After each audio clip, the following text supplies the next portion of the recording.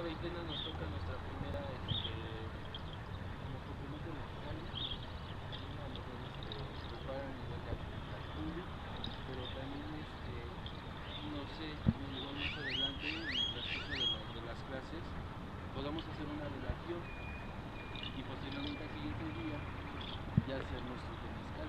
Estaría padre, ¿no? Porque de eso se trata, velar. Estamos velando nuestra semillita. Pero ya en el transcurso de estos días, pues ya nos organizaremos y no preparamos los días. Pero es el trabajo que nos toca en estos 20 días.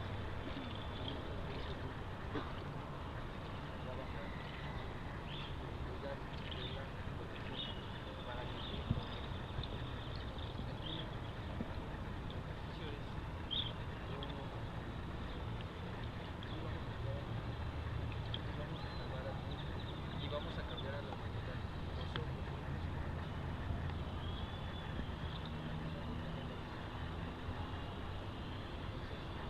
También estamos celebrando el día de mañana es el día internacional de la madre tierra.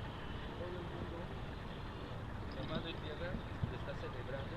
Unos patrones, usos y culturas comenzaron desde el sábado, ¿no? Mañana es la gran fiesta. Entonces,